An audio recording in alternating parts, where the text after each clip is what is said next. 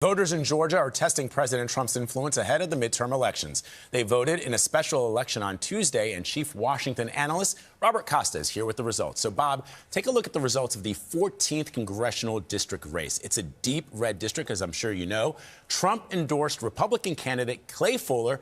He is now headed for a runoff against Democrat Shawn Harris. So what does this say to you about the president's political strength at this moment? Well, you see in this first round, the Democrats did better than the Trump-endorsed Republican Clay Fuller, and it's a sign that Democrats have a bit of optimism about Georgia in a midterm election. Senator Jon Ossoff also running in that state, a Democrat who won back in 2021. But you see that President Trump's candidate won in a crowded primary, and that there's a lot of debate right now in the GOP, but at the end of the day, having his hand on the scale, it matters. You know, I think the war in Iran is not helping him. You know, even his base is divided on that. And the latest poll shows most Americans don't support this war. I know you talked to the president recently. What did he have to say about that? And what are Republicans saying about it to you?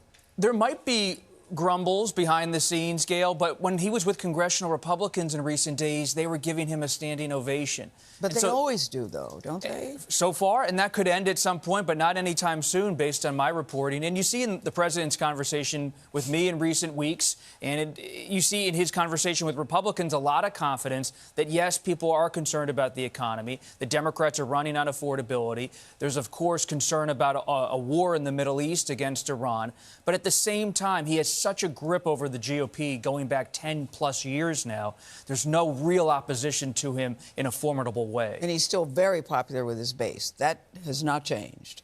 Some of the people in the base are non-interventionists. They don't love to see the U.S. military going into Iran. Think about even his own vice president, J.D. Vance, a firm supporter of President Trump, but not exactly someone who would be advocating for this kind of military intervention. But he's still on the same team. He's still sticking with President Trump.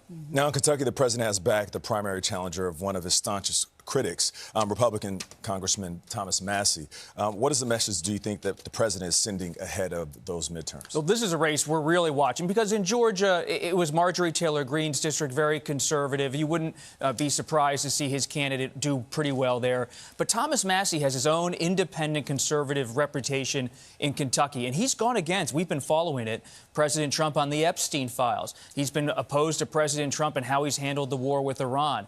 So if President Trump can topple someone who's a real high-profile critic, that'll be a sign to a lot of other Republicans, don't mess with the president. But if Massie survives this primary, maybe some more Republicans will start to say, you know what, I'll be a little bit more independent, too. I won't pay such a political cost. We'll be watching. Bob, thank you very much, as always.